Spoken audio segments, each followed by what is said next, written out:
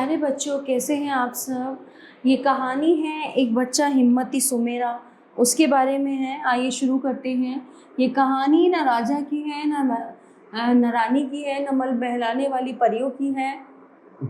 ये एक मामूली से बच्चे की अद्भुत कहानी है।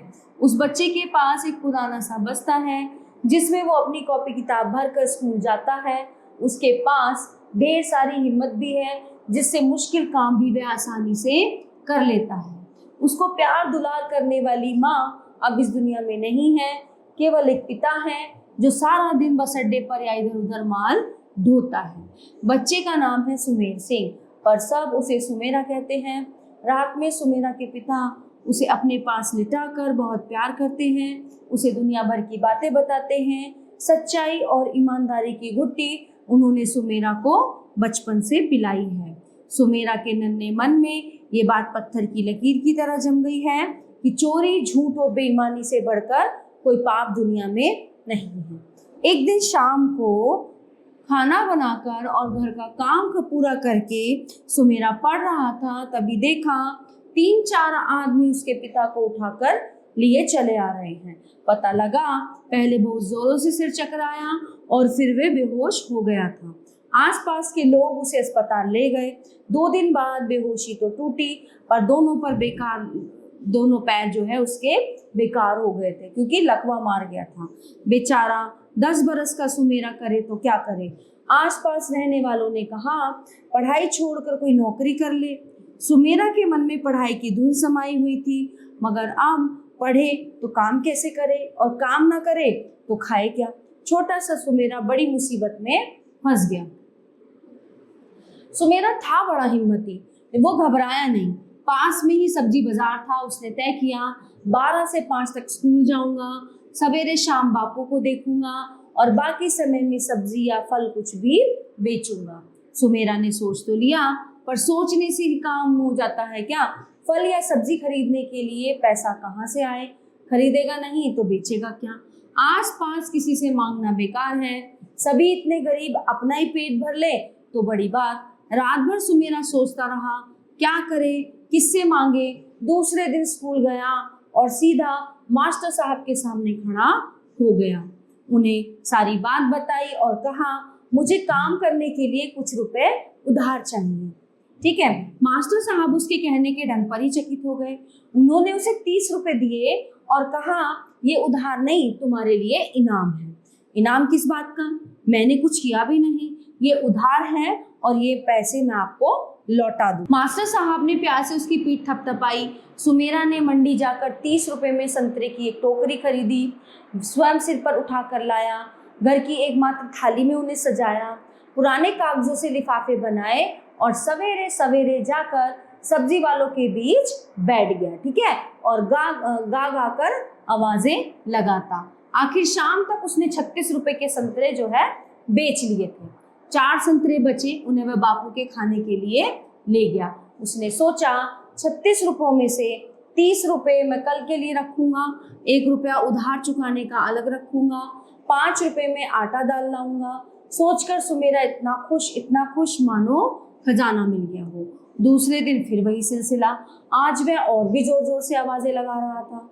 बिक्री भी अच्छी हो रही थी, पर शाम को ही एक अजीब बात हो गई। साइकिल के हैंडल पर थैला लटकाए एक आदमी हर ठेले वाले के पास रुकता और इशारों में कुछ बात हो जाती। वह आदमी सुमेरा के पास भी आकर खड़ा हुआ। सुमेरा तो कुछ समझा नहीं। पास वाले ने चुपके से कहा 2 रुपए थैले में डाल दे चुपचाप। नहीं, उसने कहा मैं नहीं डालूंगा, 2 रुपए दे दूंगा तो हम खाएंगे क्या। ठीक है, और फिर मुफ्त में क्यों दे दूं 2 रुपए, सुमेरा बोला। साइकिल वाले आदमी ने घूरकर सुमेरा को देखा और चला गया। और बाद में बगल वाले आदमी ने बताया कि वो कमेटी का आदमी था, बिना लाइसेंस के बैठकर जो यहाँ सामान बेचते हैं सब 2 रुपए रोज देते हैं। तूने नहीं दिए, अब तेरी मुसीबत आएगी। 2 दिन बाद कमेटी की गाड़ी आई, कुछ लोग भाग गए। सुमेरा जहाँ का तहाँ बैठा रहा। 4-5 लोग गाड़ी से नीचे उतरे और उसका सारा सामान वो उठाकर ले गए। फिर रात भर सुमेरा रोता रहा। उसके समझाने पर भी उसकी समझ में नहीं आया कि उसका सामान क्यों छीना गया। उसके पास लाइसेंस नहीं था तो लाइसेंस दिलवा देते, लाइसेंस के पैसे ले लेते। उसका बापू न बोल सकता था न चल सकता था, वो करे तो क्या करे। हिम्मत हारना तो सुमेरा ने सीखा नहीं था। याद आया छुट्टी के दिन कभी कभी वह भी बापू के साथ बस अड्डे पर जाता था। रास्ते में राजनिवास पड़ता था। बापू कहते थे यहाँ दिल्ली के राजा रहते हैं। उसने कई बार कोठी में झांकने की कोशिश की थी पर राजा कभी दिखे नहीं। वहीं अब राजा के पास शिकायत करने जाएगा, सारी बात बताएगा, अपना माल वापस लेगा और उस आदमी को सख्त सजा दिलवाएगा। फिर क्या हुआ, सुबह होते ही वह वहीं दौड़ पड़ा। पहरेदारों ने उसे अंदर नहीं घुसने दिया। उसने बहुत कहा, मिन्नतें की, पर उसकी एक ना चली। वह सड़क पर बैठ गया। सोचा कभी तो राजा बाहर निकलेंगे, जब निकलेंगे तभी अपनी बात सुनाऊंगा, इन पहरेदारों की भी शिकायत करूंगा। 11 बजे के करीब एक बड़ी सी मोटर गाड़ी अंदर से निकली। दोनों पहरेदारों ने सलाम ठोका। जब तक सुमेरा अपनी जगह से उठकर आता तब तक सर्र से गाड़ी निकल गई। अब क्या होगा, राजा साहब तो चले गए। वो सोच में पड़ गया। फिर सुमेरा सोचने लगा, राजा साहब गए हैं, लौट कर भी आएंगे, लेकिन मैं आज घर नहीं जाऊंगा, आज बापू को भी नहीं देखूंगा। जब तक राजा साहब को अपनी बात नहीं बता देता यहाँ से मैं हिलूंगा भी नहीं। शाम को दूर से ही वे गाड़ी पहचान गया। दौड़कर बिना किसी डर के दोनों हाथ फैलाकर बीच में खड़ा हो गया सड़क पर। गाड़ी रोककर ड्राइवर ने उसे फटकारा, है ना, और दरवाजे से दरबान दौड़कर उसे खींचने लगे, पर वो छूटकर राजा साहब की खिड़की के पास पहुंच गया। सुमेरा ठीक समय पर पहुंच गया। आज पहरेदारों ने उसे रोका नहीं। राजा साहब की गाड़ी के पास पहुंच गया। राजा साहब मेरी बात सुन लीजिए, मैं सवेरे से खड़ा हूँ, आपको मेरी बात सुननी ही पड़ेगी, मेरे साथ न्याय करना भी पड़ेगा। वो कहते कहते सुबकने लगा, रोने लगा। पता नहीं सुमेरा के चेहरे पर क्या था, कुछ था या उसके कहने के ढंग में राजा साहब ने उसे कोठी के अंदर आने को कहा।